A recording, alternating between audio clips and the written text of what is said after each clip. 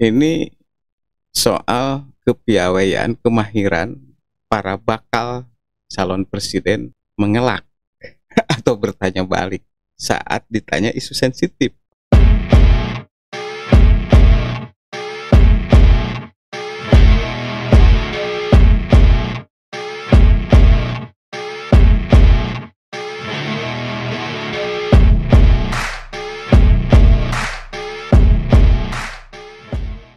Salam hangat, Rahayu Bagja Waluya. Assalamualaikum warahmatullahi wabarakatuh. Teman-teman, sekarang kita harus hati-hati membahas isu yang berkembang ya, isu-isu yang sensitif gitu. Kadang-kadang kalau tidak disaring, dicerna, dicermati lebih dalam, ternyata banyak ranjau, banyak jebakan begitu. Kalau kita langsung ikut menyebarkan itu bisa kembali ya ke kita juga kan gitu. Ya harus hati-hati lah, apalagi sekarang kan lagi sensitif ya. Jadi kalau ada isu-isu yang bernada memojokkan salah satu pihak, ya kita harus menarik napas. Jangan dulu langsung larut terbawa emosi, apalagi kalau kita juga punya jagoan kan gitu, semua punya yang ya siapa mendukung siapa, kita berpihak ke siapa kan gitu, kita bercermin ke sebelumnya gitu ya, kayak gitu. Nah teman-teman, ada yang menarik. Ini ada ulasan nih, BBC yang nulis nih gitu ya, saat 3 bakal calon presiden semuanya dicecar pertanyaan lagi-lagi ini soal isu sensitif gitu ya.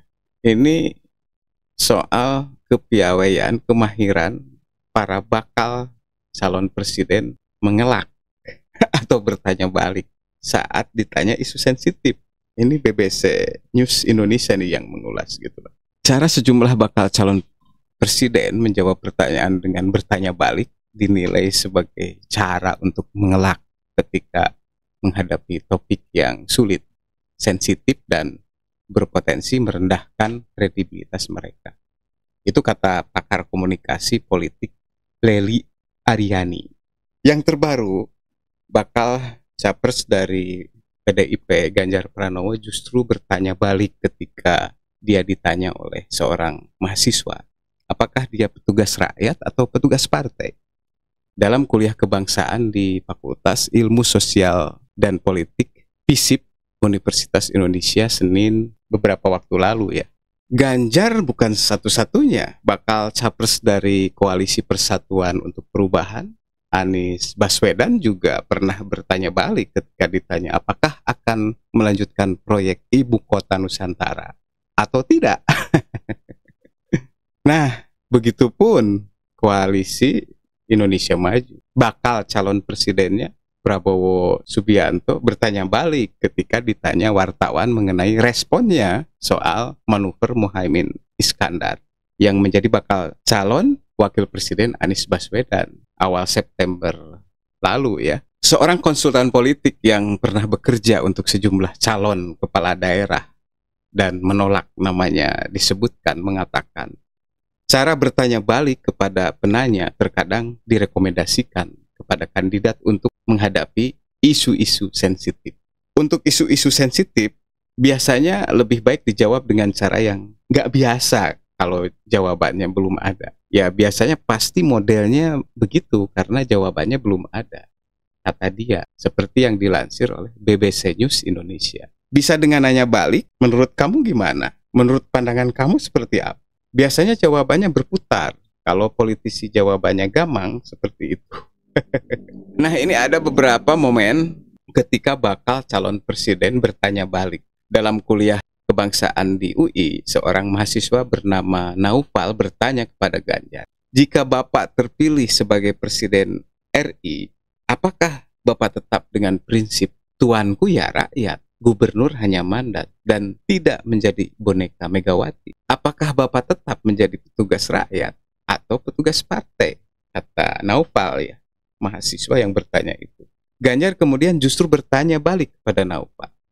Naufal, kamu mengikuti saya selama 10 tahun jadi gubernur? Naufal lalu menjawab bahwa dia mengikuti Ganjar sebagai gubernur. Oke, saya petugas siapa? Situasi kemudian hening sesaat. Ganjar tidak langsung menjawab dengan tegas. Menurutnya generasi muda berada dalam ketakutan akan masa depan dan tidak perlu takut soal cap petugas partai. Dia kemudian mengatakan dirinya adalah kader partai ketika tidak menjabat sebagai kepala daerah. Saya kader partai, tapi presiden bukan, gubernur bukan. Itulah melayani. Jadi kita bisa membedakan ketika kita sudah berada di dalam jabatan. Apa yang kita lakukan? Kata Ganjar ya. Kalau Anda riset soal saya, apa yang saya lakukan? Adakah kemudian saya hanya berpihak pada partai saya? Mungkin nyaris Anda tidak akan pernah menemukan itu. Ujar Ganjar menandaskan. Naufal sempat menegaskan lagi pertanyaannya. Berarti Bapak komitmen tidak disetir partai, tapi rakyat. Simpan saja Naufal, kalau aku bicara itu kan next. Kalau next Naufal, kamu paling habis ini ya nggak tahu. Tapi saya minta kamu lihat 10 tahun saya.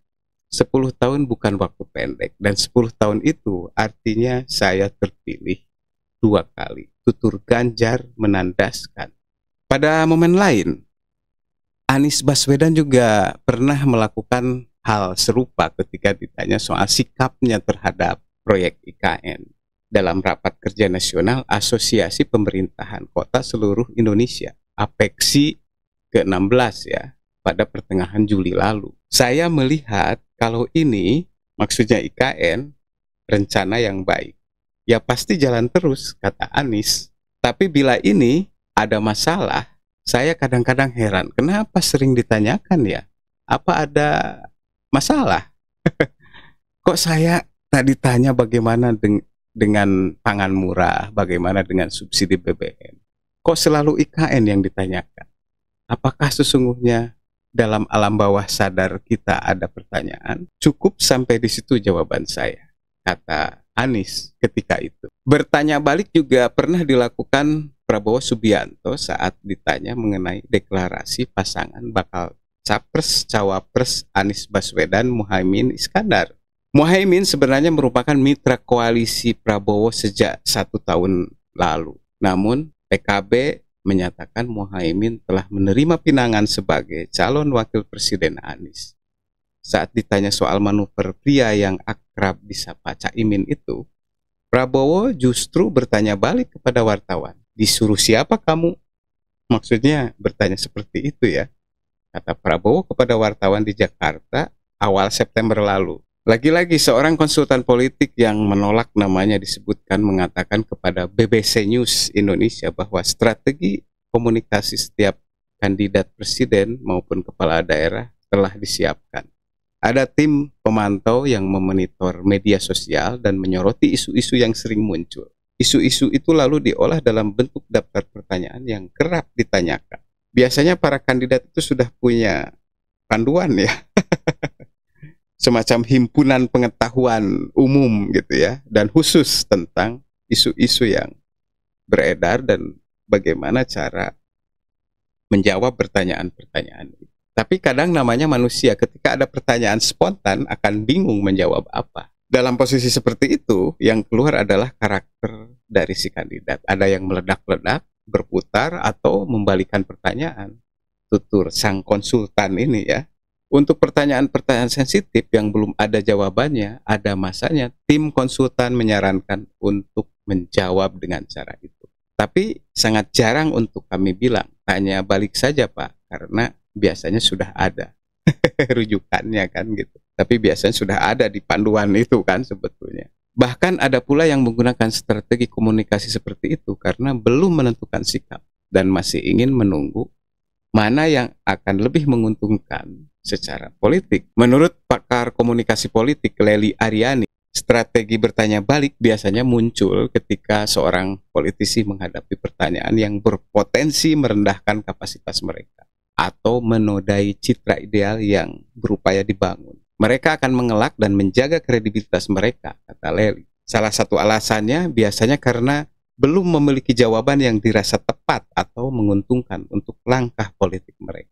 Lely mengatakan strategi seperti itu tentu memiliki dampak terhadap komunikasi yang selama ini berupaya dibangun, terutama terkait visi dan misi kandidat. Diskusi itu menjadi semacam seremonial saja karena upaya untuk menggali, memahami, dan melihat kemampuan mereka menjadi pemimpin itu tidak maksimal. Pada akhirnya, Lely menilai si politisi lah yang diuntungkan oleh ruang komunikasi yang tak tergali dengan dalam. Menarik ya, tulisan menarik di tengah isu-isu yang sensitif tentang ya isu penamparan di antaranya. Nah, ini juga sama soal isu sensitif, tetapi ditilik dari kacamata yang nyeleneh juga ya. Sisi pandang lain yang menarik ya menurut saya. Salam hangat, Rahayu Bagja Waluya. Assalamualaikum warahmatullahi wabarakatuh.